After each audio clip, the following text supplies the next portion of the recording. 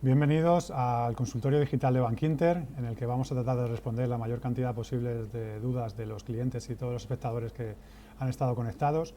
Hemos tenido unos pequeños problemas técnicos, pero hemos recogido todas las preguntas o la mayor cantidad de preguntas que hemos podido en el chat, como os íbamos pidiendo, y las vamos a ir tratando de responder a lo largo del consultorio. El consultorio va a tratar de dos partes. En una primera, Ramón Forcada, director de análisis de Bankinter, al que tengo aquí a mi lado. Bienvenido, Ramón. Muchas gracias. Gracias, Dani. Va a tratar de hacer una exposición breve sobre cuáles son las ideas de inversión para 2021, con el reciente informe de estrategia que hemos publicado, que lo tenéis además disponible en un enlace en la descripción del vídeo. Y posteriormente pues vamos a dar paso a las preguntas y vamos a responder todas las preguntas que podamos. Como decimos, tenemos bastantes ya recogidas.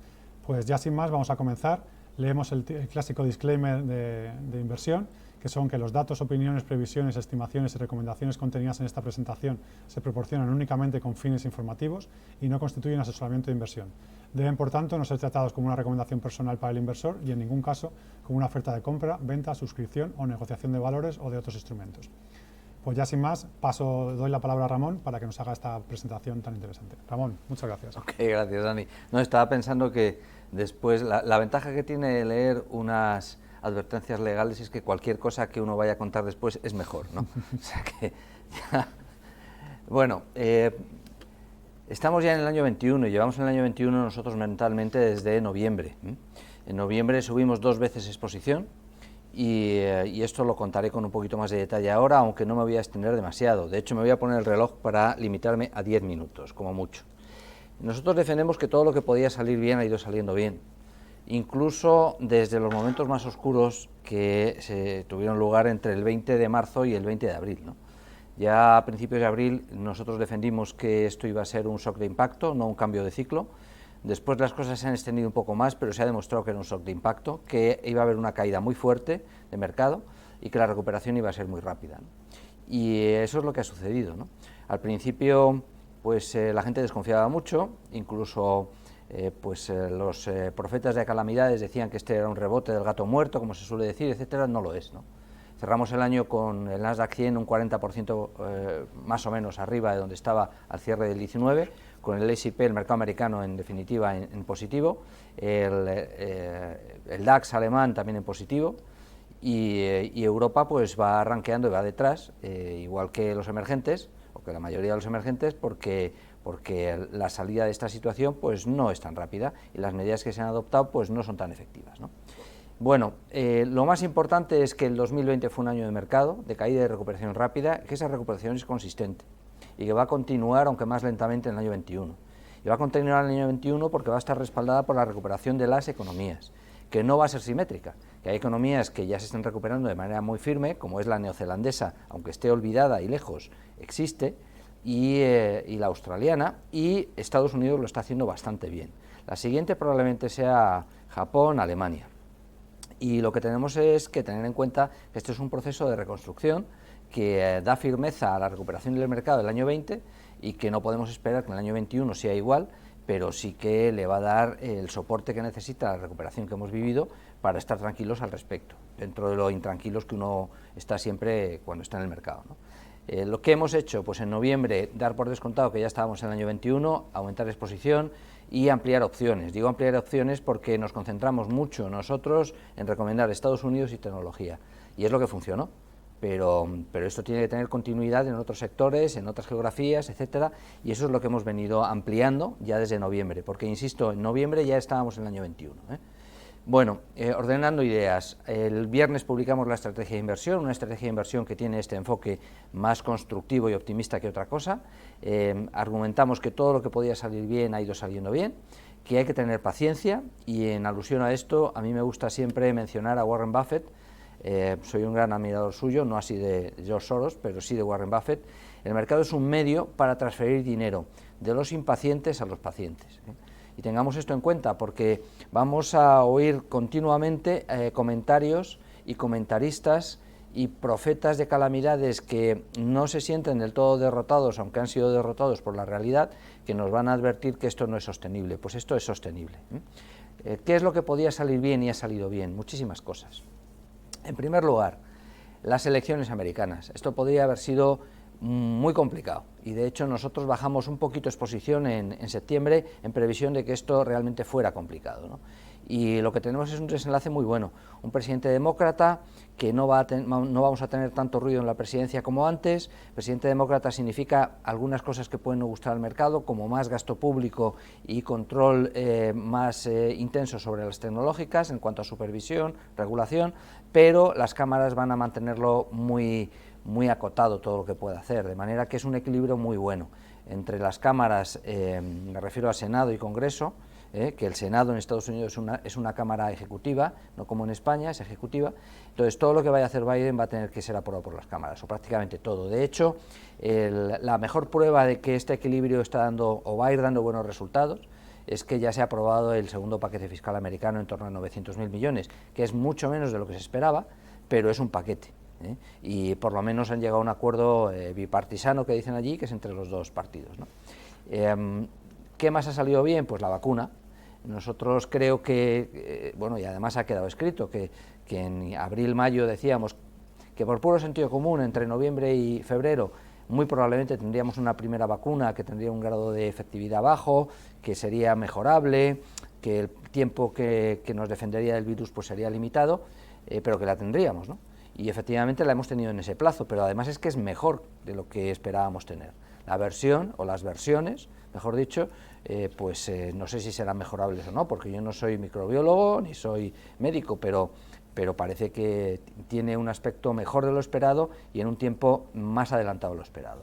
Por lo tanto, tenemos desenlace electoral americano bien, vacuna bien, bancos centrales muy proactivos, son los que han resuelto este problema. Por primera vez en la historia yo no les he visto cometer ningún error de bulto, y es lo que son quienes están dando soporte a los precios de los activos, que es lo primero que tienes que resolver para resolver una situación de este tipo, ¿no?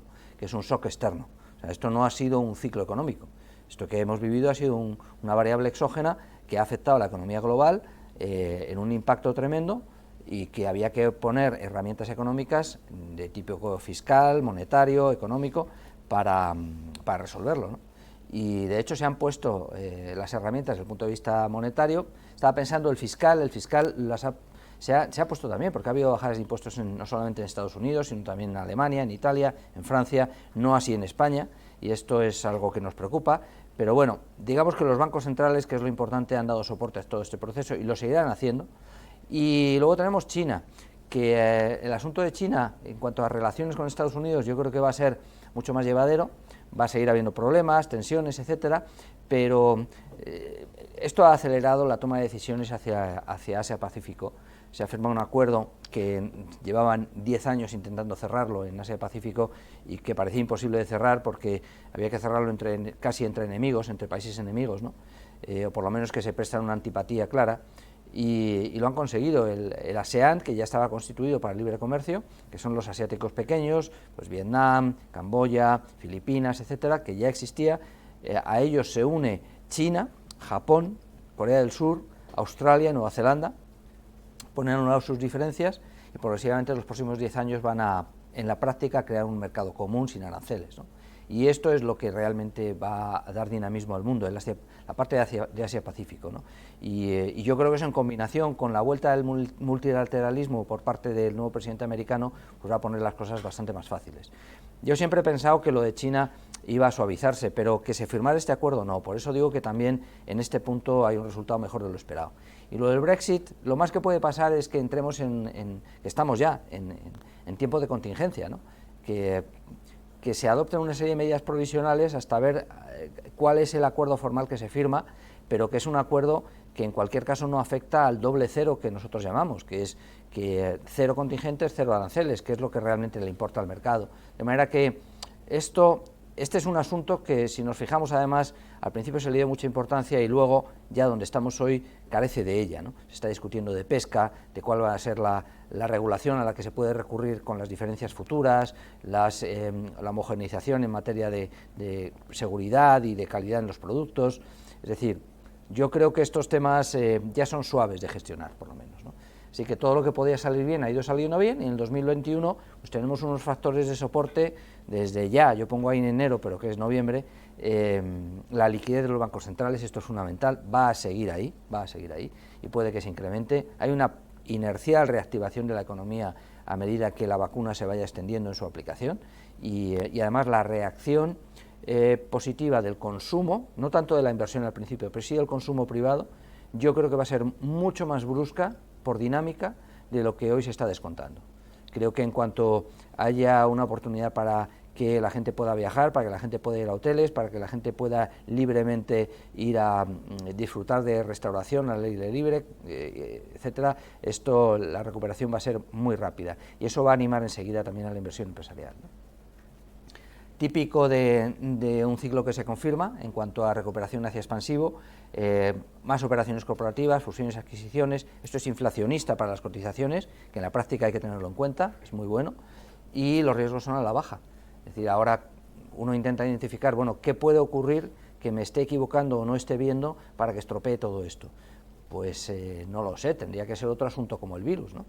Pero que uno pueda prever, pues adivinar, uno no puede adivinar, pero prever parece que no hay una variable que esté funcionando mal, que tenga mal aspecto, que pueda tener un desenlace feo, y los riesgos son a la baja, ¿no? Incluso los geoestratégicos. O sea que esto debería dar un soporte muy potente en el año 21. Nosotros lo que hemos hecho en consecuencia ya desde noviembre ha sido subir exposición 2 veces, que es lo que muestro ahí en las cajitas, hasta niveles de 25% el más cobarde, perfil de cliente más cobarde, para decirlo de una manera rápida y que se entienda bien, y 80% nivel de riesgo asumido por el cliente más valiente, es decir, el más defensivo y el más agresivo. Las valoraciones de bolsas a nosotros nos dan potenciales suficientes que pueden parecer que no son generosos, pero que estamos en un entorno de tipos cero y conviene tener en cuenta que en un entorno de tipos cero cualquier revalorización es una revalorización no nominal, sino también real. Y yo creo que nosotros hemos ido aprovechando diciembre y noviembre para hacer esto y creo que tenía sentido, ¿no? Noviembre hemos tenido el mejor noviembre en muchísimos años, inexplicablemente incluso en relación al IBEX, que yo me alegro, pero me parece que hay que tener cuidado con esto, y por lo tanto las subidas de exposición que hemos ido haciendo en noviembre pues tenían sentido. Valoramos bolsas con potenciales, sobre todo en S&P, es decir, Estados Unidos y Europa, algo más amplios, superiores al 10, 12, 13%, Japón en torno al 5 o 7% potencial, y el IBEX 35 es el que menos potencial tiene, ¿no? También es verdad que es donde los beneficios empresariales se van a recuperar más tardíamente, ¿no? ¿Dónde invertir, no? Bueno, pues a nosotros nos parece que por precios todavía las bolsas en absoluto están caras, hay que poner en relación al crecimiento que ofrecen los beneficios, los precios, para entendernos, de las bolsas. Por eso esa tabla que aparece ahí, que es, bueno, veamos los PERes en la cuarta columna, ¿no? Bueno, o en la tercera, si miramos las cabeceras, donde pone PER 2022 estimado, pues los PERes evidentemente son más altos en la tecnología, en el Nasdaq 100, pero cuando uno lo ajusta por el crecimiento, que es la columna anterior, pues al crecimiento que ofrecen, en realidad la tecnología es prácticamente lo más barato junto con China, ¿no? En consecuencia, ¿qué es lo que hacemos? Pues ampliamos geografías y ampliamos sectores. Nos vamos desde tecnología hacia otros sectores más que ahora contaré, uno por uno, muy rápidamente, y geografía, pues en lugar de estar solamente en Estados Unidos, pues estamos un 50% en Estados Unidos, pero un 35% en la eurozona, un 5% en Japón, un 5% en China y un 5% en el resto de emergentes, lo cual es diversificar bastante. Y es transmitir la idea de que esa recuperación se va a ir homogeneizando geográfica y sectorialmente en el año 21, o sea que no llegamos tarde si pensamos bien lo que hacemos, ¿no? ¿Qué es lo que nosotros creemos que hay que comprar y dónde posicionarse? Seguimos empeñados en tecnología, menciono los principales nombres en cuanto a compañías: Nvidia, SML, Intuitive Surgical, Salesforce, Activision, Electronic Arts, Take-Two, Zynga. Si se fijan, ahí no hay ningún afán, porque creemos que donde hay que estar es en compañías que utilicen la tecnología, pero que además tengan un negocio claro y que defiendan muy bien. Pero no es que no queramos tener ninguna FANG, es que creemos que el momento bueno de las FANG pues ya ha pasado, ¿no? Y donde hay que estar es en compañías de este tipo, ¿no? También fondos de inversión que puedan recoger pues esta perspectiva de tecnológicas de segunda línea, pero buenas, ¿no? Ahí los menciono. Bancos de manera oportunista, seleccionando mucho. En España solamente Unicaja, y en Europa pues Deutsche, ING, BNP, Intesa. En Estados Unidos 2 de ellos nada más, Morgan Stanley, Citi, y algún fondo que también proponemos que tiene financieras. En seguros, pues no voy a leerlo todo, pero bueno, Creemos que en seguros también se puede tomar algo. Utilities junto con tecnología lo recomendamos ya desde abril del año, iba a decir del año pasado, del año 20, pero estamos todavía en él, pero yo ya no pienso en el año 20, ¿no? Iberdrola, renovables, Acciona. Infraestructuras, desde abril del año pasado también las recomendábamos, Ferrovial, Vinci, Celnex, AENA. Consumo no cíclico, pues Just Eat, Ahold, Viscofan. Consumo cíclico, nos gusta mucho el lujo, esto tanto no cíclico como cíclico, pero sobre todo el cíclico lo venimos recomendando desde abril y muy enfocados en lujo. Vamos rotando alguna compañía en función de cómo lo hacen, pero en definitiva las que subyacen son siempre las mismas, ¿no? Louis Vuitton, Hermès, PVH, Nike, Inditex incluso, que fuera de España está en la parte de lujo más modesta, iba a decir, o sea, está en el rango de las compañías de lujo menos de lujo, pero sí está ubicada en un segmento más alto, L'Oréal, Adidas. Autos, pues en autos se puede comprar algo, sí, hay que comprar premium y hay que comprar electrificación. Tesla, Daimler, BMW, Ferrari produce menos coches de las peticiones en firme que tiene de clientes todos los años, ¿no? Y componentes de auto y automotive, ¿no? Más cosas, construcción, bueno, un par de opciones, FCC y SACIR. En farma, las que hemos ido comentando, sobre todo en base a la distribución y o producción de la vacuna. Industriales, muy puntualmente, de manera muy selectiva, Acerinox, CAF y Arcelor. Y en aerolíneas, IAG y Ryanair. Cuando se produzca la recuperación, hubo un día, creo que fue el 9 de noviembre, cuando se anunció que la primera vacuna empezaba, bueno, pues que había dado un grado de efectividad, la de Pfizer, del 94%, creo recordar que era, y claro, nadie en el mercado esperaba eso. Ese día subieron, pues no sé si un 25, un 30%, ¿no? Tanto algunos hoteles como algunas aerolíneas. Esto no va a volver a producirse, pero sí es verdad que las aerolíneas seguirán existiendo y tienen que existir aquellas, o sea, van a sobrevivir más fácilmente aquellas que tienen, por ejemplo, una posición financiera mucho mejor y posición de rutas mucho mejor como es IAG, ¿no? O una posición de precios y de rutas pues mucho mejor como es Ryanair, ¿no? Logística, pues FCA y SACIR, va a haber compañías que tengan que distribuir esto, ¿no? Se me ocurre fuera, y además esto lo hemos hablado alguna vez, tal vez deberíamos haberlo puesto aquí, UPS, FedEx, Deutsche Post. En hoteles, pues Marriott, etcétera, y las neutrales las voy a pasar. Bueno, algunas recomendaciones antes de concluir, porque yo ya he terminado. Me he comprometido a hacer una introducción y demasiado detalle he dado. Primero, invertir no es especular. A ver, nosotros ayudamos a nuestros clientes a que inviertan, a proteger su patrimonio, y les damos las mejores ideas de inversión que somos capaces de identificar, pero esto no es especular. Insistimos en que no hay que invertir en aquello que no se comprende o que a uno no le han explicado bien. Por eso nosotros analizamos las cosas. Y cuando no podemos dar una opinión sobre algo, sencillamente decimos que no sabemos y no la damos. No vamos a invertir ni a recomendar invertir en nada que no comprendamos bien. Más recomendaciones. Cuando uno invierte, tiene que saber que se va a equivocar. Lo único importante es seguir insistiendo de manera racional, investigando e enterándose bien en dónde debo invertir para que el ratio de aciertos sobre equivocaciones sea bueno. Y un ratio bueno de aciertos sobre equivocaciones es 70-30. Eso ya es bastante bueno. No hay que frustrarse, porque no vas a acertar siempre, y esto es muy importante. Hay que dejar pasar el tiempo. Si has seleccionado bien,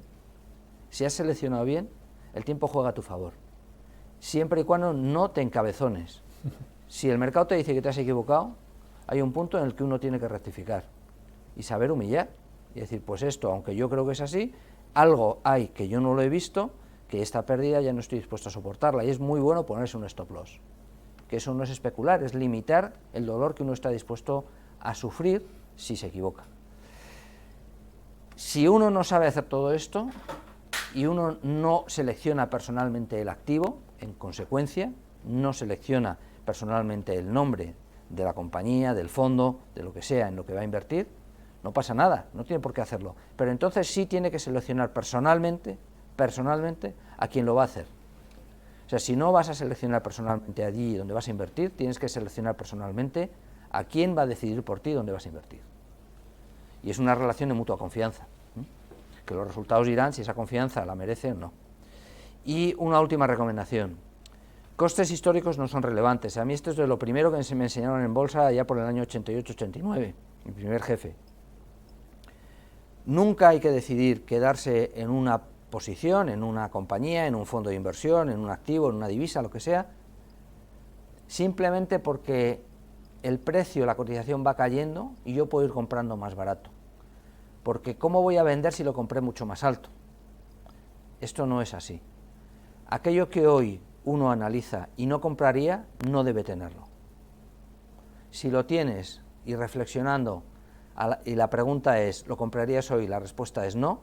Si lo tienes, debes venderlo. Los costes históricos, lo que te haya costado es irrelevante. Irrelevante. Porque si no, tienes la mente contaminada y tu toma de decisiones no es limpia. Los costes históricos no son relevantes. Lo digo porque a veces, o muchas veces, oigo aquello de vamos a promediar, ¿no?, costes a la baja. Pues lo que vas a hacer es perder todavía más dinero. Conclusiones y ya termino con esto. Los riesgos se mueven a la baja y además rápidamente, tengámoslo en cuenta. No va a ser un año tan brusco como el año 20, afortunadamente, y va a ser todo más progresivo, pero van a ir las cosas bien, porque la recuperación de economía va a dar soporte al mercado. Segundo, los bancos centrales son la variable clave y van a seguir funcionando. Tercero, no hay ningún activo refugio que nos esté dando señal de alarma, ni el franco suizo, ni el yen, ni el VIX. Por lo tanto, mientras no veamos una señal de alarma, no hay que inventársela. Y por último, las bolsas siguen estando atractivas y la evolución va a ser menos asimétrica que en el año 20, va a ser más homogénea. O dicho de otra manera, va a ser más difícil equivocarse. Solamente hay que dejarse guiar un poco y estudiar bien dónde invierte uno. Yo con esto he terminado. Hablábamos de confianza, la confianza es contagiosa. Por eso, si uno no escoge personalmente dónde va a invertir, tiene que escoger personalmente quién va a decidir por él dónde vas a invertir. Muchas gracias. Y a partir de aquí pasamos a nombres, consultas, etcétera, Exactamente. ¿No? Tenemos aquí bastantes consultas que nos han lanzado los espectadores. Ramón, muchísimas gracias por la presentación, que por cierto la tenéis disponible, incluso el informe más amplio, el informe de estrategia que publicaron los compañeros la semana pasada, lo tenéis disponible en la descripción de este vídeo. Con un enlace podéis acceder al blog y donde está esta presentación y informes que también hemos colgado ahí para vuestra consulta. Pues como decía Ramón, vamos a pasar con las consultas y las preguntas que nos habéis hecho. Empezamos, si queréis, por una que nos habéis hecho, que es Solaria, que la lleva el compañero Pedro Echeguren. Pedro, si quieres, pues empezamos a comentar sobre Solaria.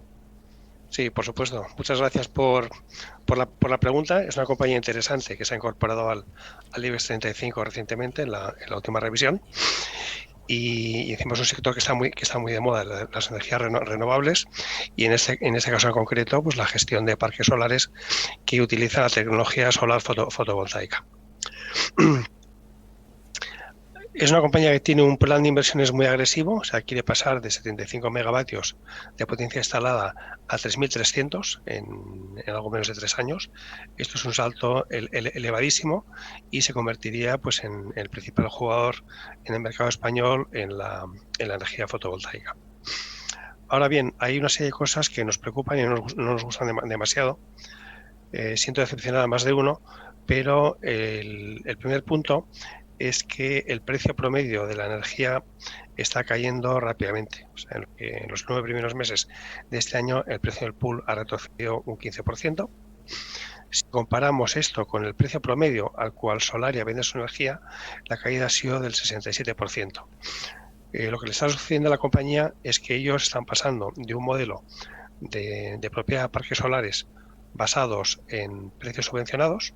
Estaban vendiendo su electricidad a unos 30-33 euros el megavatio hora, a pasar a un sistema en el cual no tiene ninguna subvención y en el cual se ven obligados a vender la energía por debajo del precio del pool.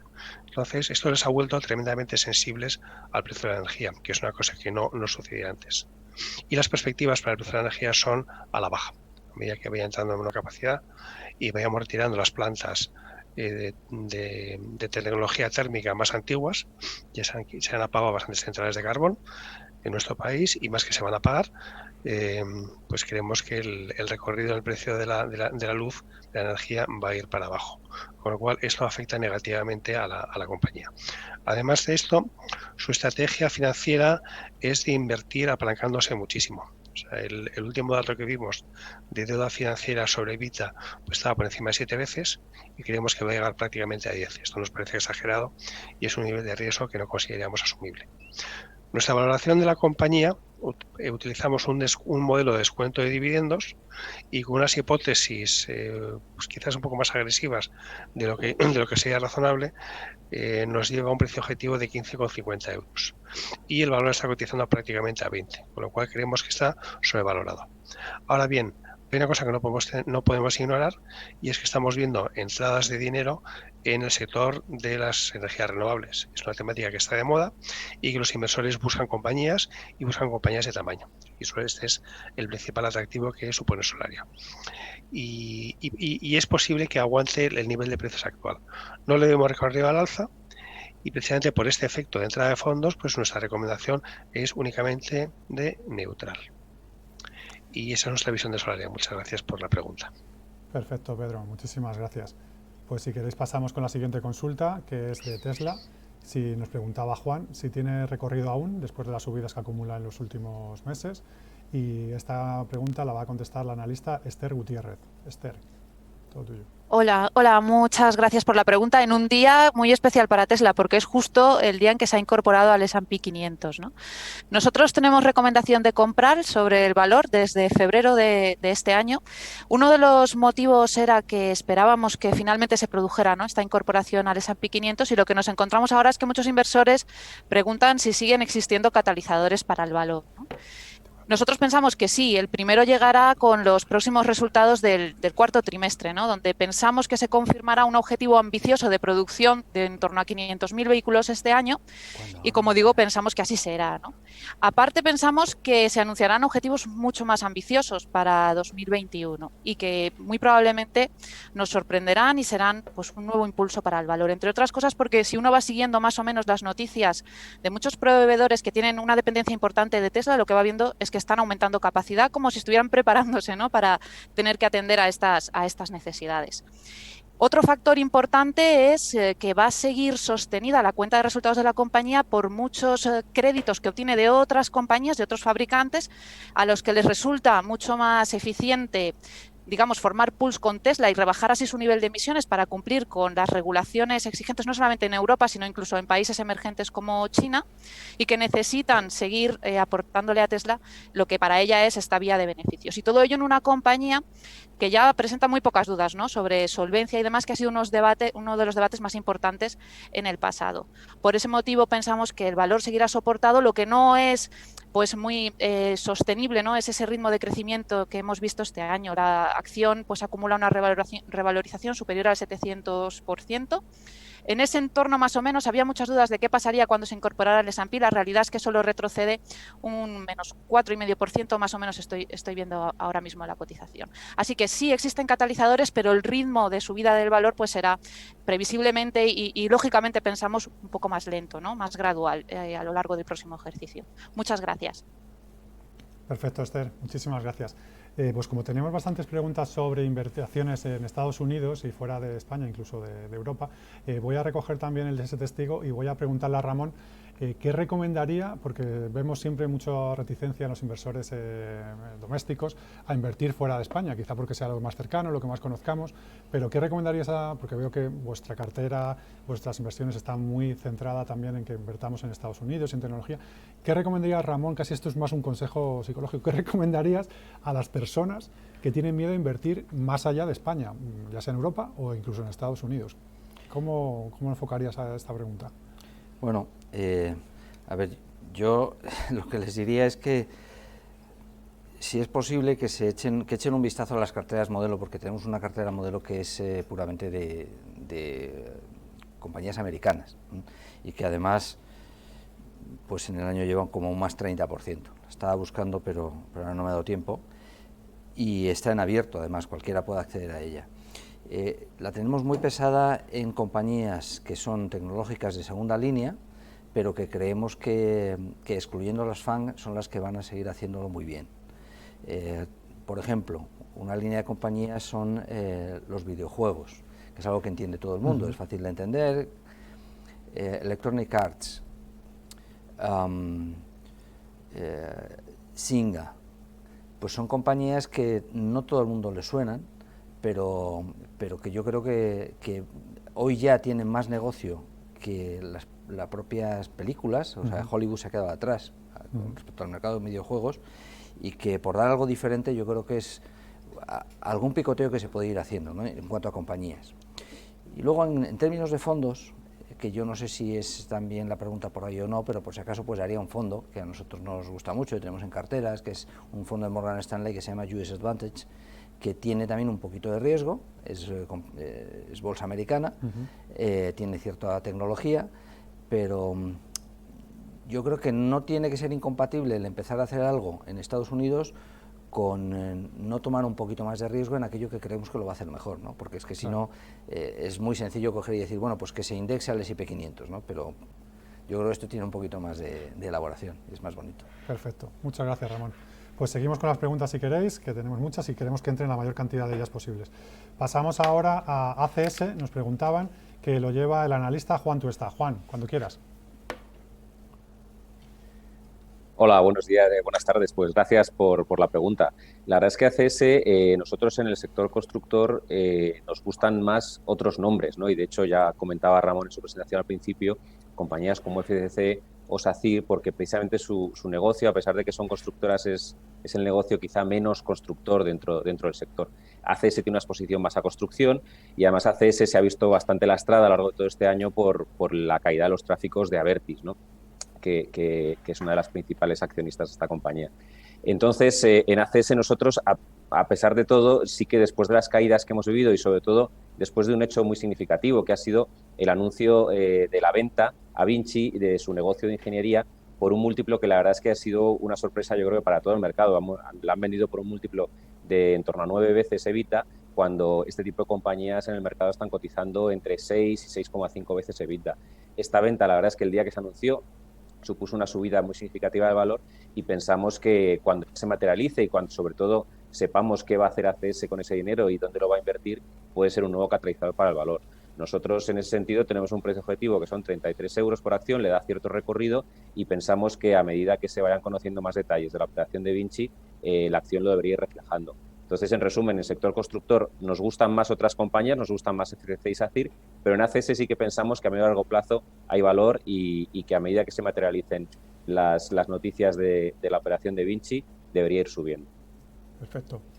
Muchísimas gracias, Juan, por tu análisis. Y hacías referencia, igual que Ramón, a las carteras modelo, que decirle a todos los espectadores que las tenéis disponibles en el enlace que os dejamos en la descripción, donde, como os decía antes, tenéis el informe de estrategia para 2021, carteras modelos españolas, europeas y americanas, y informes de muchas de las compañías que vamos a hablar aquí ahora y de todas las compañías que están cubriendo análisis Bankinter.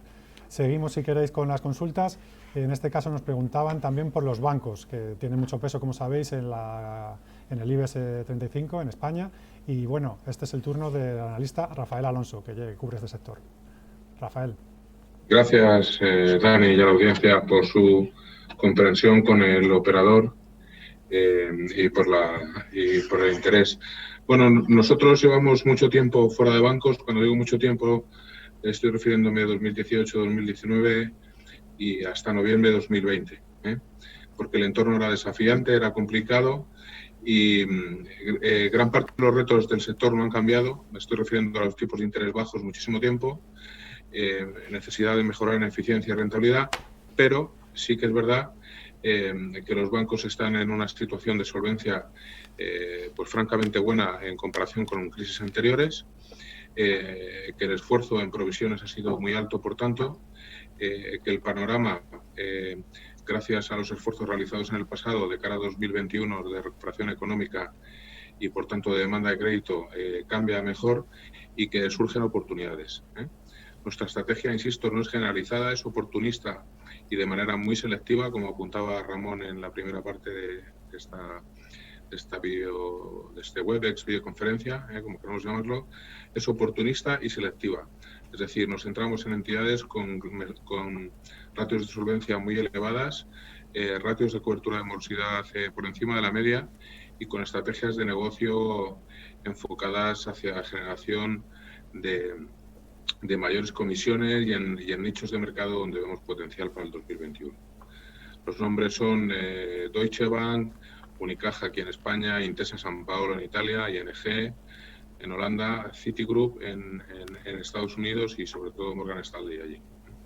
Muchas gracias a ti, Dani, también. Muchas gracias, Rafael. Pues seguimos muy rápido, pasamos a Telefónica, que nos lo preguntaban también, que lo lleva la analista Elena Fernández Trapilla. Elena, cuando quieras. Sí, pues en Telefónica la verdad es que no estamos muy positivos. Tenemos una recomendación de venta con un precio objetivo de 4,2, que es verdad que ahora mismo da un potencial de revalorización de en torno al 15%, pero es que Telefónica es muy complicado que alcance su valoración fundamental, ¿no? Y es que el problema de Telefónica es que tiene muy complicado conjugar 3 objetivos simultáneos, que son reducción de deuda, mantener el dividendo e invertir. Hasta ahora la pata que más ha sufrido es la de la inversión, que es la que ha soportado un poco el cash flow o la caída de cash flow de Telefónica, pero creemos que de cara a futuro el dividendo también peligra, pues porque hay 2 agencias de rating como S&P y Moody's. S&P le redujo el rating de calificación crediticia un escalón a casi justo un paso por encima del bono basura, y Moody's se lo ha mantenido, pero en la confianza de que seguirá priorizando la reducción de deuda, y esto hace pues que probablemente, a nosotros nos parece altamente probable que estos 40 céntimos por acción que lleva pagando los últimos años, pues sea complicado que lo vaya a pagar de manera sostenida, ¿no? Especialmente con esta nueva modalidad de dividendo flexible, que puede pagar el dividendo en acciones y que hace que cada vez haya más acciones a las que pagar este dividendo, ¿no? Con lo cual dificulta que Telefónica pueda mantener la misma remuneración a todas las acciones que va emitiendo nuevas, ¿no? Con lo cual, bueno, pues es un valor que nosotros evitaríamos. Perfecto, Elena, muchísimas gracias y por el resumen tan rápido. Pasamos a Utilities, nos preguntaban, Iberdrola, Enel, que lo lleva Arantxa, la analista Arantxa. Bueno, Arantxa. Sí, pues gracias por la pregunta. De las eléctricas nos siguen gustando sobre todo aquellas que tienen un foco especial en renovables, las que nos gustan, que son Iberdrola, Acciona, RWE y Enel. Esas son las 4 que más nos gustan. Nos gusta porque las renovables pensamos que tiene una buena trayectoria a medio y largo plazo, debido a 3 motivos. Primero, la tendencia de la descarbonización. Todos los países están acelerando los planes de descarbonización. Segundo, por la electrificación de la demanda energética. El mundo es cada vez más eléctrico y está claro con el coche eléctrico. La demanda eléctrica se va a duplicar de aquí al año 2050. Y en tercer lugar, porque el coste de instalación, tanto de eólica como fotovoltaica, ha reducido y hace que estas tecnologías sean ya súper rentables. Así que nos gustan, todo lo que sea renovable nos gusta, y las que tienen más foco en renovable pues son estos nombres. Y también otro aspecto que nos gusta de las utilities, es la parte regulada. La parte regulada nos da mucha visibilidad respecto a la capacidad de generación de cash flow y mucha tranquilidad respecto a la distribución de beneficios. Así que todas las empresas que tengan estos 2 aspectos pues nos van a gustar, y sobre todo no vemos ningún riesgo en estas empresas que hemos mencionado de recorte de dividendos, y estamos hablando de rentabilidades de dividendo pues en el peor de los casos por encima del 4%. Así que nos sigue gustando el sector con especial enfoque en renovables y redes. Perfecto, muchísimas gracias, Arantzazu. Pues pasamos ahora a una compañía que ha estado muy de moda en los últimos meses, con todo el tema de la vacuna, como es Moderna, ¿vale? Que la lleva también el analista Pedro Echeguren. De nuevo, Pedro, vamos contigo. Sí, gracias también por la segunda pregunta. La verdad es que sí, es una compañía que está muy de moda, una de las pioneras en lograr descubrir la vacuna contra el COVID-19, y encima, como hemos conocido hoy, pues la FDA americana ya ha aprobado la vacuna para su comercialización en Estados Unidos, y nosotros prevemos que suceda lo mismo en Europa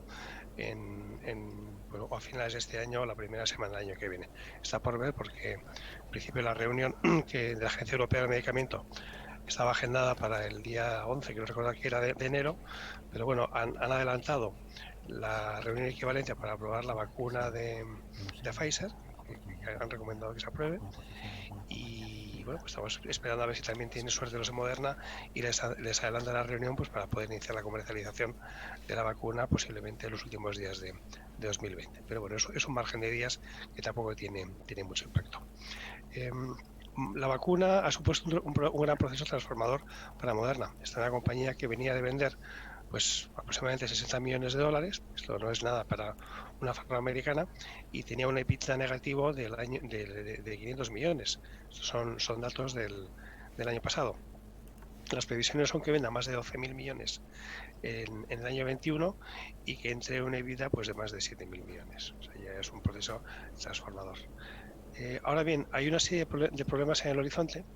El primero de ellos es la nula experiencia que tiene Moderna en procesos de fabricación, con lo cual van a tener que ceder una parte importante del beneficio asociado al negocio de su vacuna a otras farmacéuticas que sí cuentan con esta capacidad de comercialización. Un ejemplo lo tenemos en España. Rovi se asoció con Moderna para fabricar la vacuna. Estamos hablando de que podrían llegar a fabricar 600 millones de dosis anuales en las fábricas que tiene la compañía en Madrid. Claro, eso es un negocio que Moderna está cediendo precisamente por este desconocimiento de esta parte de la cadena de valor del negocio. Y el segundo problema es que, más allá de la vacuna contra el COVID, la compañía no tiene nada. Es decir, una compañía que ha florecido gracias a esto, pero es la única flor que tiene en su jarrón. Entonces pasarán años antes de que consigan desarrollar nuevos medicamentos y puedan ofrecer pues una alternativa o un crecimiento basado en nuevos proyectos.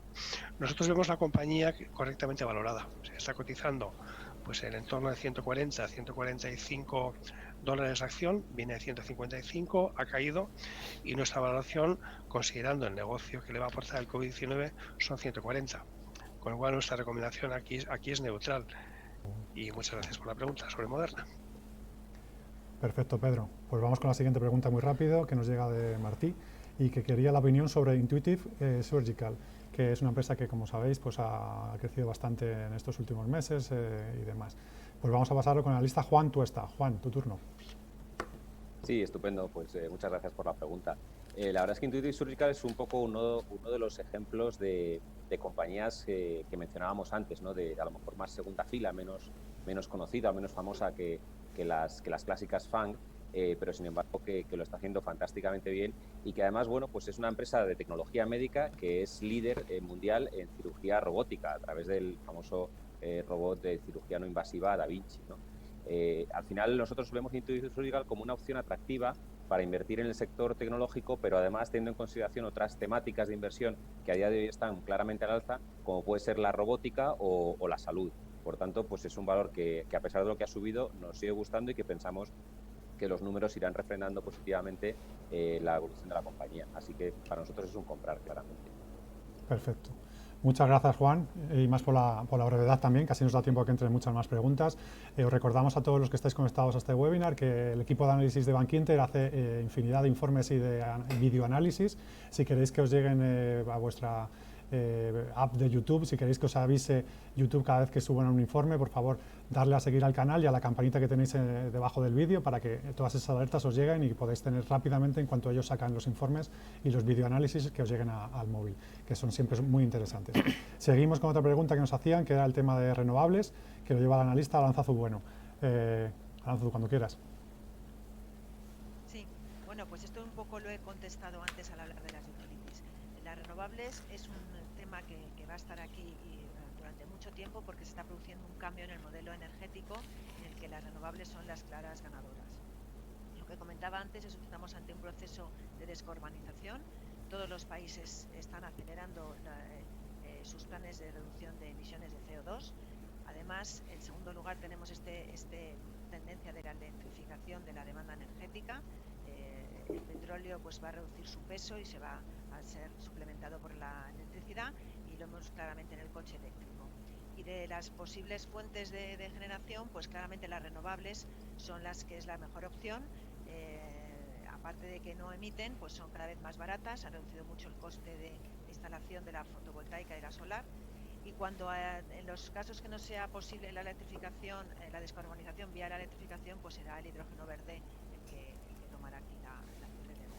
Pero en resumidas cuentas seguimos muy positivos con las renovables. Es un tema que se puede jugar por compañías y a través de fondos de inversión. En compañías, los nombres que he barajado antes, que nos gustan: Iberdrola, Acciona, RWE y Enel. Y por fondos de inversión, pues tenemos uno que es el BGF Sustainable Energy, y otro que es el Robeco Smart Energy. Pero son unos temas que están aquí para quedarse. El mundo cada vez es más eléctrico y esta tendencia se está acelerando cada vez más. Así que sí que somos muy positivos con los renovables. Muchísimas gracias, Arantzazu. Pues seguimos con la siguiente pregunta, que era cómo podríamos aprovechar la mejora del ciclo que previsiblemente puede llegar para invertir en cíclicas. ¿Cuál sería nuestra selección en cíclicas? Y para ello la va a comentar la compañera analista Arantzazu Cortina. Por favor, Arantzazu. Sí, muchas gracias por la pregunta. Lo cierto es que las cíclicas, como su nombre indica, han sido las que más han sufrido el shock externo que ha supuesto el COVID. Sin embargo, sí que hay que destacar que en esta situación algunas de ellas han sido capaces de gestionar de forma muy positiva tanto su propia producción, han sido capaces de recortar de forma muy rápida la producción en los momentos de mayor caída de la demanda, y eso les ha permitido mantener una posición financiera bastante buena porque han gestionado muy bien el circulante. En ese sentido, hemos visto como incluso en los peores meses de este año, compañías como el caso de Acerinox, después de haber comprado BDM, ha sido capaz de reducir la deuda desde la incorporación de esta compañía, o compañías como ArcelorMittal ha sido capaz de alcanzar su nivel de deuda bruta, que esperaba para medio plazo de unos 7.000 millones de dólares este año, en esta situación, ¿no? Por tanto, ahora las perspectivas de mejora o de recuperación, la verdad es que han permitido que estas compañías empiecen a recuperar. Nosotros a partir de noviembre tenemos tanto ArcelorMittal como Acerinox en recomendación de compra, y creemos que es verdad que han tenido un rally muy rápido. Es posible que tengamos alguna pequeña consolidación de esta situación, pero hemos visto cómo la fortaleza de la demanda en China pues también está permitiendo que los precios de las materias primas estén subiendo de forma significativa en este mes de diciembre, lo que consolida esas expectativas de recuperación. Por tanto, como decíamos, nuestros valores preferidos en este sector son ahora mismo Acerinox, ArcelorMittal, y en otro perfil también compañías de movilidad, como es el caso de CAF. Yo, a nivel sectorial, lo que diría es que la velocidad y la fortaleza de la recuperación va a depender de la velocidad en la que las vacunas vayan normalizando el ciclo económico, pero las que sean capaces de mejorar su margen más rápido van a ser las grandes campeonas con una situación financiera saneada. Muchas gracias. Perfecto, Arantzazu. Pues aprovechamos también para preguntar a Ramón, porque hay muchas preguntas alrededor de empresas muy tecnológicas, y bueno, en el mercado hay actualmente pues un debate sobre si la subida que ha tenido el Nasdaq, que ha sido el mejor índice de los últimos meses, si esto ha traído una burbuja tecnológica, ¿no?, que es algo que se está comentando, si estas valoraciones están ya fuera de sitio. Ramón, ¿cómo veis vosotros la situación actual de las tecnológicas del Nasdaq? ¿Pensáis que estamos en una burbuja o no? No, yo creo que el mundo ha cambiado. Lo que ocurre es que, bueno, y hago yo un poco la introducción, pero luego Juan seguro lo completa mejor, ¿vale? A ver, ideológicamente, en los años 90 y en los 2000 surgió un sector que se denominó tecnología, luego tecnológicas, y parecía que eran compañías que no se sabía muy bien qué hacían las cosas de manera distinta, ¿no? Y bueno, pues perdían dinero, y continuamente perdían dinero, pero conseguían dinero para seguir perdiendo dinero. Y entonces no sabías a dónde te llevaba aquello, ¿no?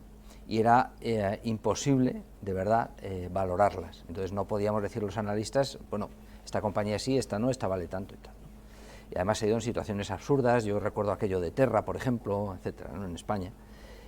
El mundo ha cambiado, y el mundo ha cambiado es que ese proceso de 20, 10 años de maduración ha dado como resultado que grandes jugadores en tecnología, en negocios nuevos, como son las redes sociales, por ejemplo, capturan negocios que son capaces de monetizar vía publicidad y vía suscripciones, etcétera, que no sabíamos en los años 90 ni en los 2000 que eso realmente era posible hacer. O sea, que se han inventado un negocio.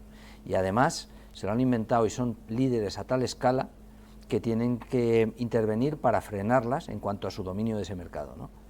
Bien, eso yo creo que ha tenido su oportunidad y su momento, creo que ha sido más hace 5 años que ahora, y creo que ha sido también hasta hace 1 año, 2 años, cuando tú comentabas antes las FAN, ¿no? ¿Qué pasa con las FAN? Y si incluimos las FAN y tal, yo diría, bueno, pues ha sido la etapa de las FAN. ¿Significa que lo van a hacer mal a partir de ahora? No. Significa que van a consolidar, van a seguir defendiendo la posición de dominio que tienen, y van a entrar probablemente con relativa frecuencia en problemas legales para que ese dominio no sea tan, bueno, pues iba a decir, para que no se polemice sobre si es abusivo o no es abusivo, vaya, que es lo que está en el fondo, ¿no? Sin embargo, la tecnología lo que hace es, hoy ya en el siglo XXI, es permitir que compañías que siempre que tengan un negocio detrás que tenga sentido, puedan hacerlo mucho mejor de lo que lo hacían y tener márgenes mejores, o simplemente defender mejor los márgenes para que sean otras las que desaparezcan. Y esto todo el mundo está pensando en tecnológicas muy puras, pero antes Juan comentaba, y lo hemos tenido en el informe, y yo creo que ha salido alguna pregunta sobre Intuitive Surgical, por ejemplo, es un ejemplo que yo siempre pongo. Bueno, Intuitive Surgical suena fenomenal, parece que es una tecnológica pura, ¿no? Bueno, muy bien, pero estos señores lo que hacen es material médico. Entonces, que puede ir desde prótesis hasta gestión de hospitales, pasando al final a robots que te permiten operar a un individuo en una ciudad y que estén conectados varios quirófanos o varios cirujanos en el mundo, y por eso es tan importante el 5G, para que la latencia sea prácticamente cero, y asesorar a quien realmente lo está haciendo, pero lo está haciendo con un robot que se llama Da Vinci, que es capaz de pelar la piel de una uva.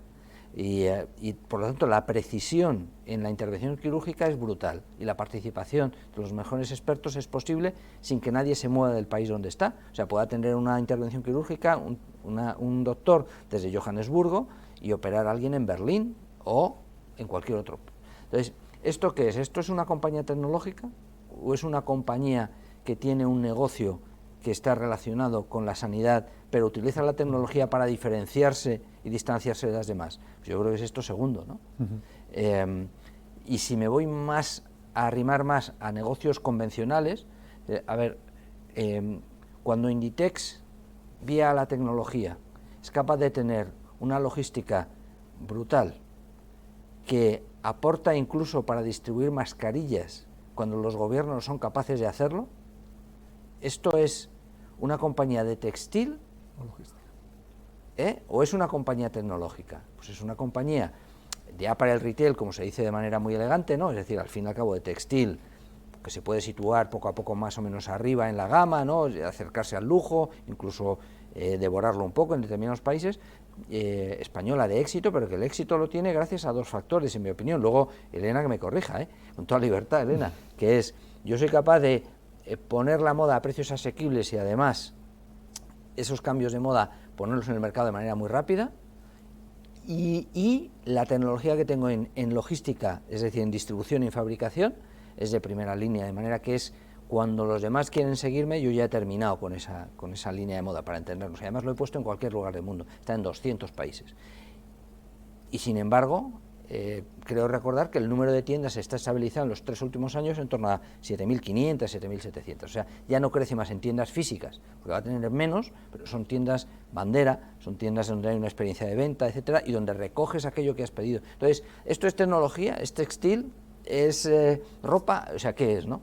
Y ese es el enfoque que nosotros le queremos dar.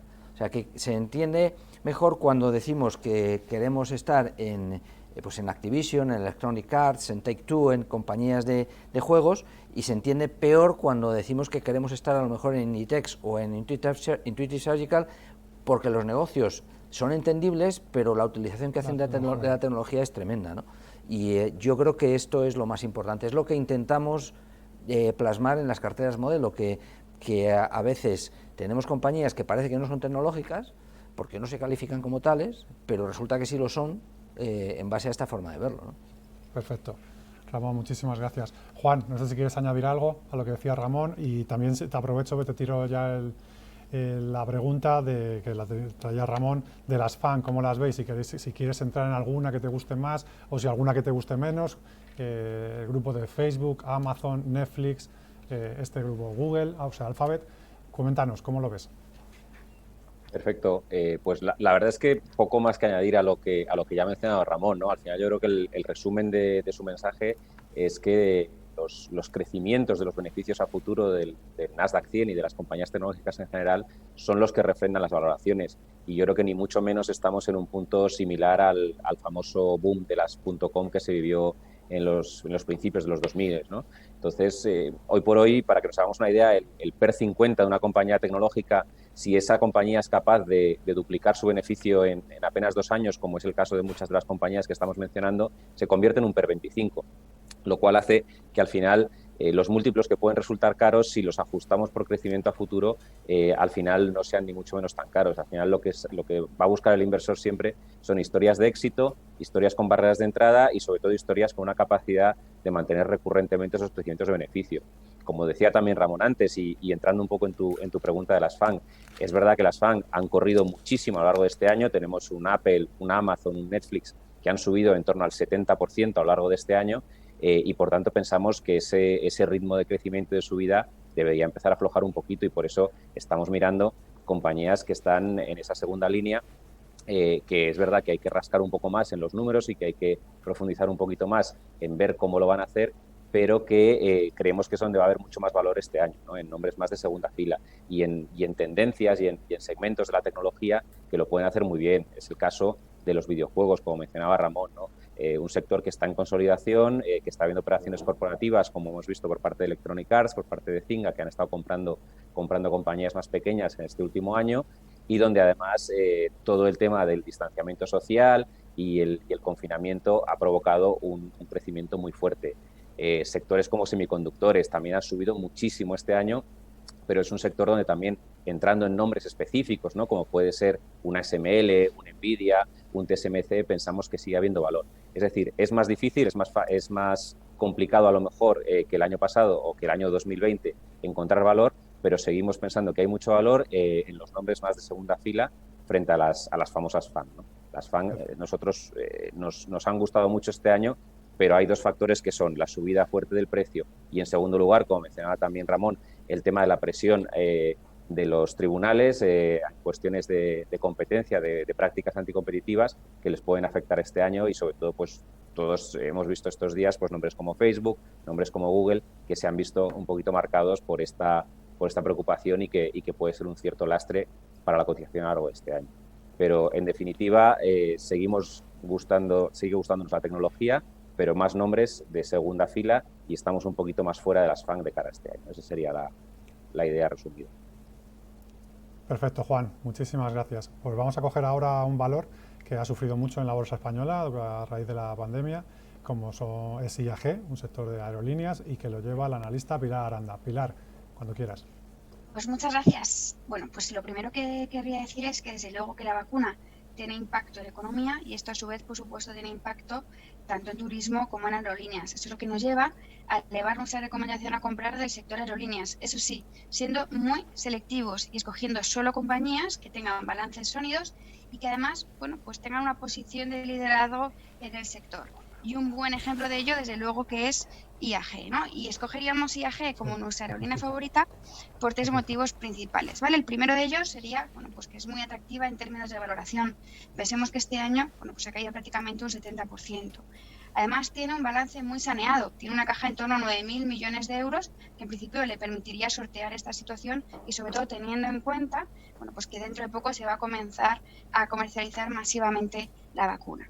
Y en tercer lugar, porque en un entorno de consolidación del sector, es que pensemos que según IATA el tráfico aéreo caerá un 60% este año, y además, bueno, pues muchas aerolíneas se enfrentan a esta situación muy endeudadas, y eso va a provocar, bueno, pues una minorización muy fuerte de su actividad, y que algunas aerolíneas con unos balances más fuertes se aprovechen de eso, como es el caso de IAG, pues desde luego le beneficie, ¿no? Y además aquí también es importante, bueno, pues destacar la compra de Air Europa. Y es que esto le va a permitir importantes sinergias, y también lo comprará a un precio pues muy inferior al que pactó inicialmente, ¿no? Porque pagará en torno a 500 millones de euros cuando en inicio se hablaba de 1.000 millones de euros.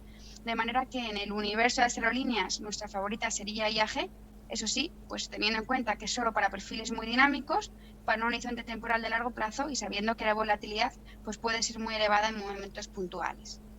Muchas gracias.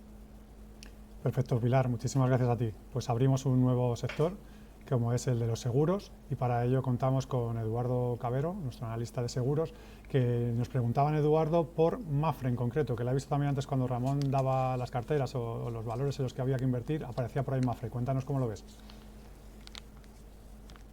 Bueno, pues lo realmente importante es que las perspectivas mejoran para 2021 y esto es por varios motivos. El primero es la reactivación de la actividad comercial tras este shock de impacto vivido por el COVID-19. También creemos probable una recuperación de los países emergentes y, en consecuencia, la apreciación de sus divisas, lo que catalizaría la cuenta de resultados. Y además, el resultado financiero tenderá a normalizarse tras un año que hemos vivido muy volátil.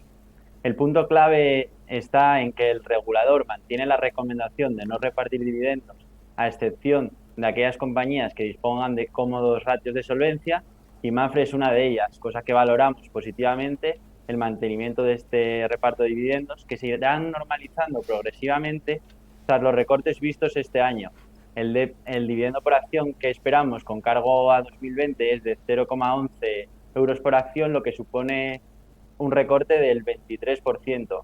También seguimos pendientes del desenlace del acuerdo con Bankia, para el que estimamos unas plusvalías de entre 500 y 800 millones.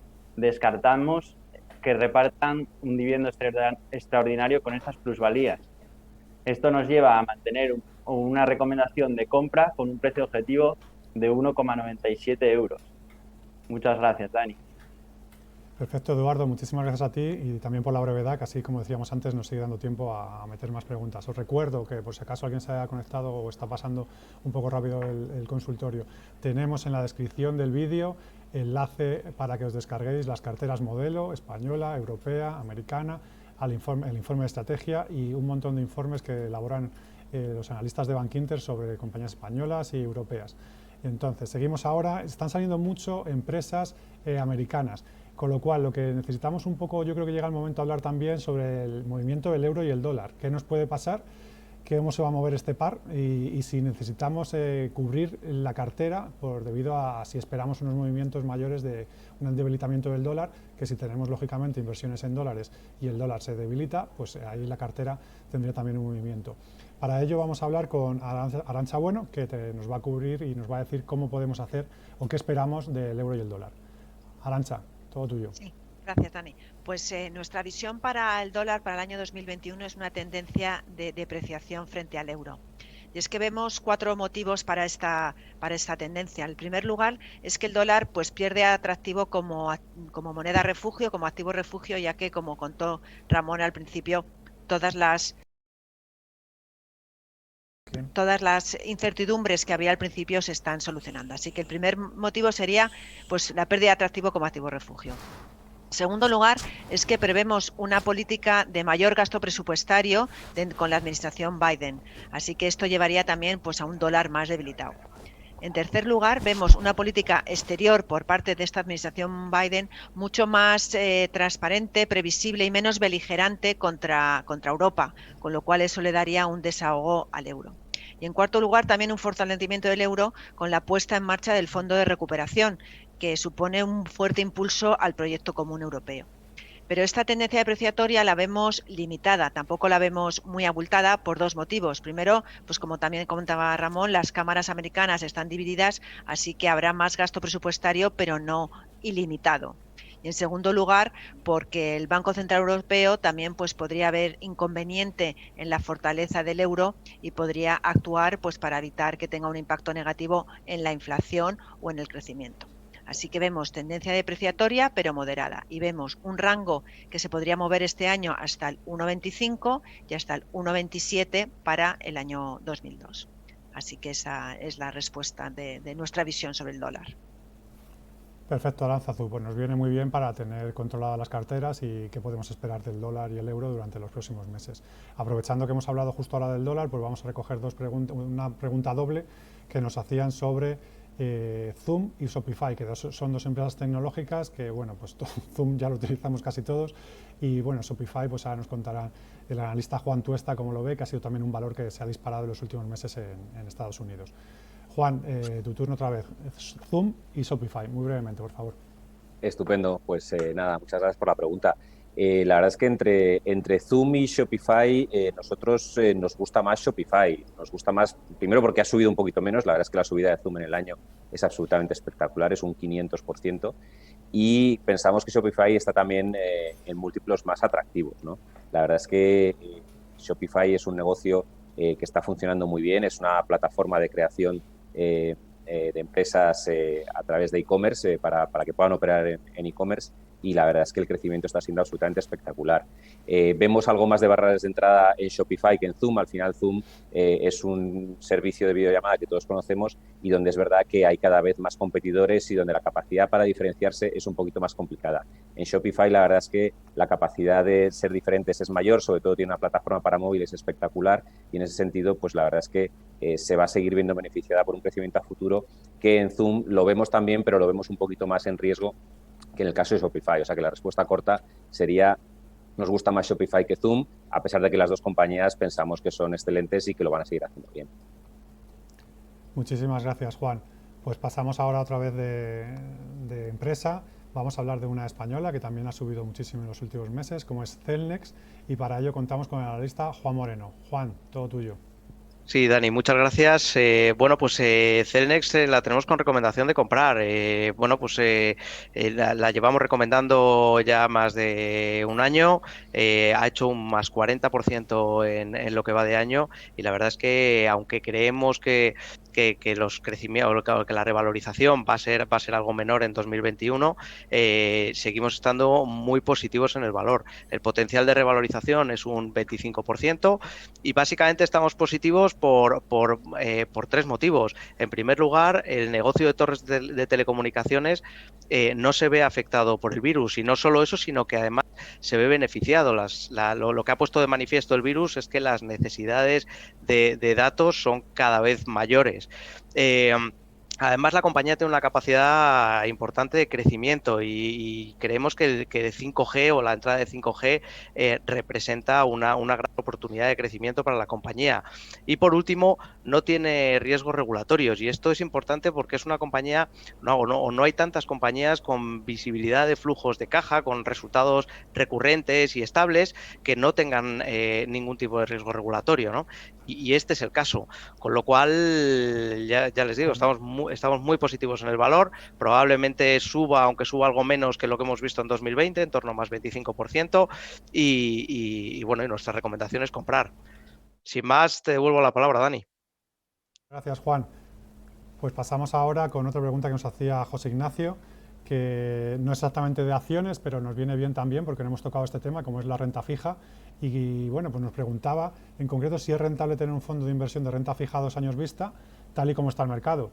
Y para responder esta pregunta, pues tenemos al experto, el analista Rafael Alonso. Rafael. Perdona, Dani, ¿un fondo de inversión de renta fija de duración 2 años o qué se refiere? Decía exactamente a 2 años vista, con lo cual yo creo que quiere decir si será si en los próximos 2 años sacaremos alguna rentabilidad de ese fondo o si es mejor pensar en otra alternativa. Vale, que responda Rafa, pero esto hay de todo en renta fija. Rafael. Sí, claro, gracias. Renta fija sí, por aquello, si me permitís la expresión, de no poner todos los huevos en la misma cesta. La renta fija sigue cumpliendo su rol en las carteras de inversión como efecto amortiguador y como generador de ingresos. Pero ojo, entiendo ahí venía la pregunta de Ramón, si es renta a corto plazo de 2 años, es decir, con vencimientos a 2 años, no, porque las rentabilidades están en negativo.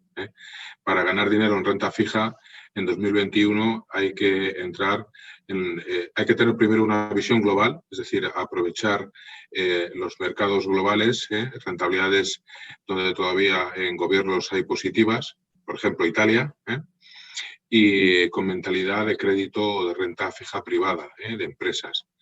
Es decir, mentalidad global enfocado al crédito y en lo que son bonos gubernamentales, especialmente en Italia, pero con un poco más de riesgo de duración que llamamos, no con vencimiento 2 años, sino tomando posiciones en bonos con vencimientos superiores a 2 años. Creo que he sido capaz de contestarlo, gracias. Por supuesto que sí, Rafael, claro que sí. Pues cambiamos ahora y vamos a hablar de un gigante español como es Inditex, que antes Ramón ha hablado ya un poquito de él, pero sí, podemos profundizar un poco. Lo lleva la analista Elena Fernández Trapiella. Y Elena, si quieres, pues nos avanzas un poquito más o nos profundizas lo que ha dicho antes Ramón, que es un gigante además y mucha gente las tiene en cartera. Elena. Sí. Pues Inditex sí que nos gusta, tenemos un precio objetivo, una recomendación de compra y un precio objetivo de 29 euros, lo que supone una potencial de revalorización del 15%. Y es que Inditex se ve que publicó la semana pasada, publicó sus resultados de su tercer trimestre y es una compañía pues, que en cuanto las condiciones se normalizan y puede abrir las tiendas con cierta normalidad, pues las ventas recuperan muy rápidamente. Vimos cómo desde caídas del menos 44 y menos 31% en los primeros trimestres, las ventas ya en el tercer trimestre solo caían un 13%. Es verdad que ahora con los nuevos confinamientos en octubre la campaña de Navidad se oscurece, pero si ponemos las luces un poquito más largas, un poquito más allá, la verdad es que el modelo de negocio de Inditex, que consiste en la integración de ventas físicas y online, funciona perfectamente y eso está resultando en crecimientos muy fuertes de las ventas online, que suben un 74%, y una gestión conjunta de los inventarios, tanto para tienda física como para online, que está resultando pues, en mejores márgenes, en caída de costes y en menores inversiones, ¿no? Y eso es lo que les ha permitido pues, volver a reanudar su política normal de dividendos, que es un payout del 60% y un dividendo extraordinario de 78 céntimos que pagarán en los próximos 2 años. Y bueno, y eso es todo. Pues muchísimas gracias. Pasamos ahora a Juan, al analista Juan Tuesta de nuevo, que está teniendo muchas preguntas porque hay mucho interés por la tecnología, como esperábamos. Juan, te voy a hacer una pregunta doble porque una de ellas ya más o menos la hemos resuelto, como es Amazon, pero hemos hablado de ella cuando hablábamos de las FAN, pero hay un espectador, que es Emilio, que nos pregunta en concreto por Amazon, ¿vale? Y aprovechando que vas a comentarlo, también nos preguntan por Amper. Así que, Juan, si puede ser muy breve, pues Amper y Amazon. Gracias. Perfecto, pues la verdad es que dos compañías dentro del sector muy diferentes, ¿no? Una de las más grandes del mundo y otra una de las pequeñitas en España. Bueno, pues en Amazon no mucho más que añadir a lo que hemos ya estado comentando a lo largo de toda esta presentación, ¿no? Al final es una compañía que lleva un 73% de subida en el año. Es lógico, en cierto modo, que en este entorno de pandemia, de confinamiento, es una empresa en la cual su principal negocio es la distribución de productos, pues haya tenido esta subida tan espectacular. Pero nosotros pensamos que después de esa subida tan espectacular precisamente y además también un poquito afectada por las demandas de prácticas anticompetitivas que está recibiendo tanto en Europa como en Estados Unidos, pues bueno, pueda ser un valor que lo haga un poquito menos bien que otras compañías más de segundo nombre, con lo cual Amazon es un valor que no lo va a hacer mal, pero que pensamos que puede haber otras opciones más atractivas en el sector. Y luego, en cuanto a Amper, la verdad es que es una compañía muy pequeñita, con una capitalización de unos 200 millones de euros, lo cual implica que a nivel de volatilidad de la cotización, pues también le puede haber afectada. Y es una compañía que está en un proceso de reestructuración. De hecho, en los últimos 2 años ha vendido muchos de sus negocios, ha comprado otras nuevas compañías y acaba de presentar un plan estratégico en el cual lo que plantea es multiplicar prácticamente por 3 sus ventas del año 2020 en un periodo de 4 años. Y además, por si todo esto fuera poco, ha habido un cambio de presidente en la compañía y han nombrado a Pedro Morenés el nuevo presidente hace apenas un mes, ¿no?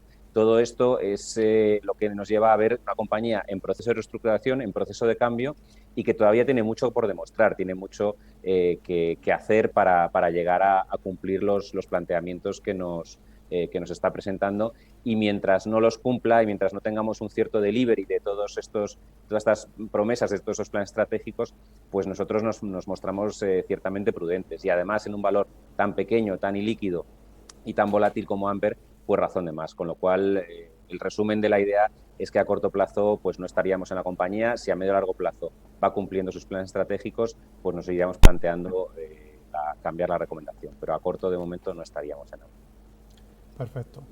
Perfecto, Juan, pues muchísimas gracias. Vamos a pasar a las 2 últimas preguntas que tenemos previstas.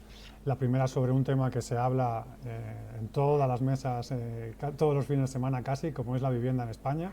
Y aquí vamos a pedir al analista Juan Moreno, que nos comente cuál es su visión, cuál es la visión de Bankinter para el precio de la vivienda en los próximos meses. Y ya que estamos en un consultorio más dirigido a acciones y a invertir en empresas, pues Juan, si puedes aprovechar y decirnos qué empresas o qué inmobiliarias veis con mejores ojos, o si recomendáis no estar en el sector para nada, pues nos lo comentas igualmente. Juan, todo tuyo, vivienda y recomendaciones dentro del sector o no recomendaciones.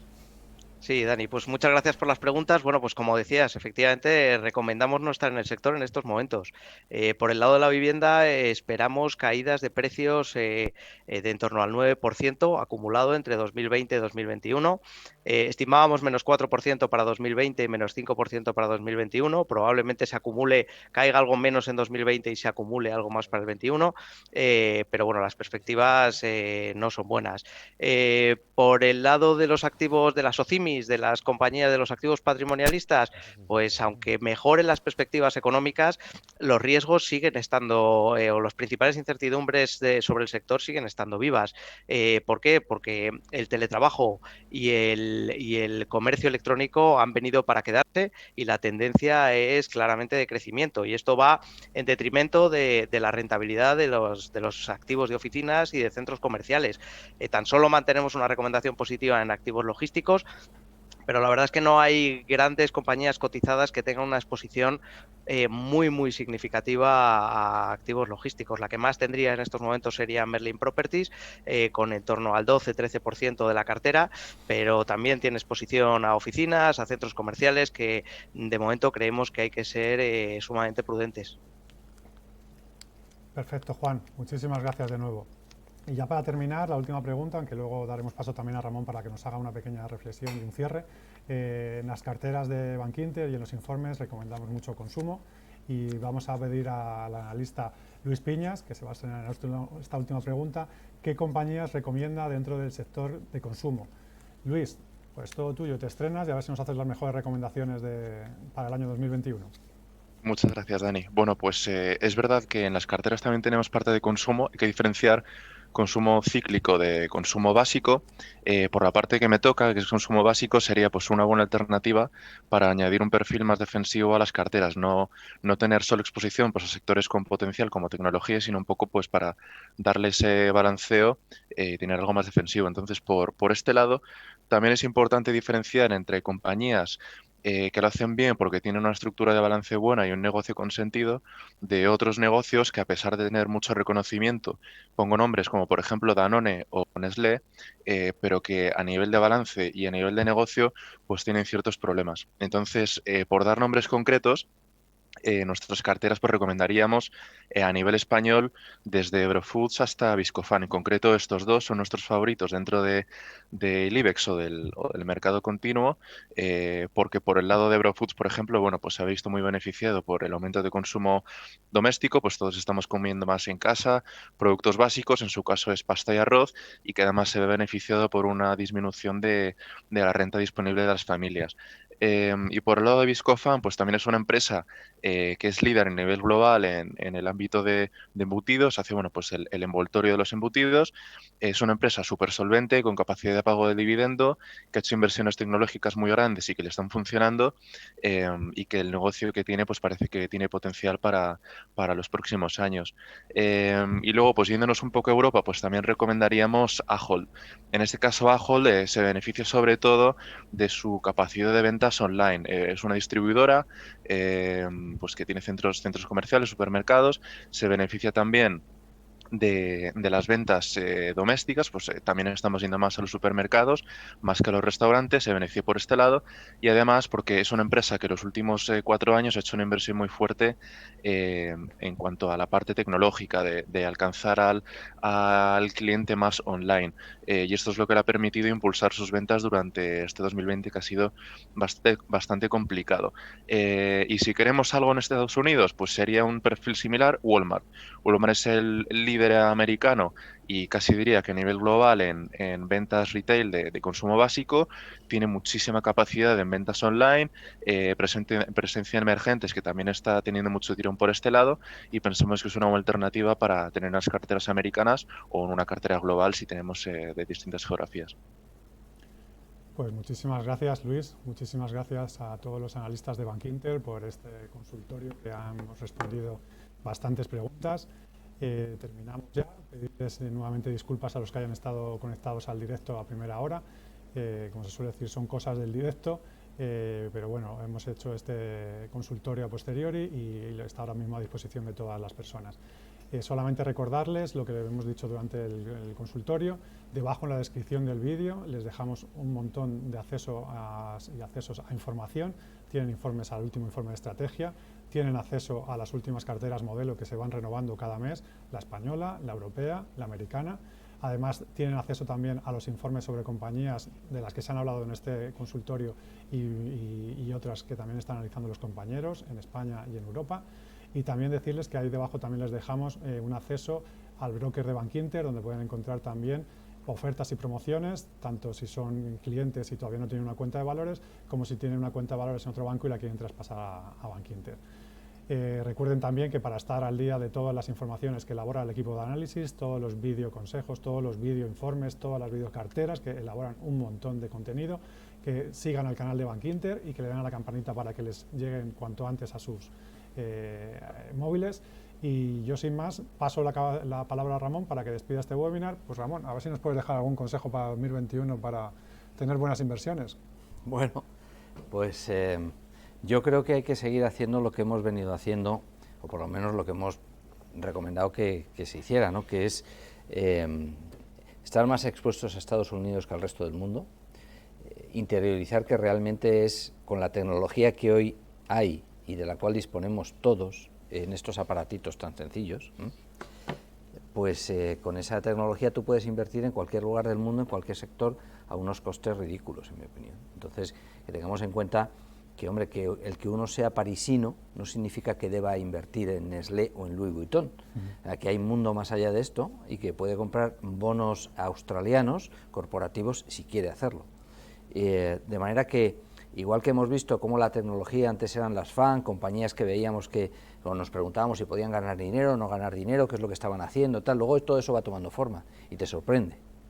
Pues lo que hoy está pasando es que se está seleccionando los mercados en los que uno puede invertir y debe invertir.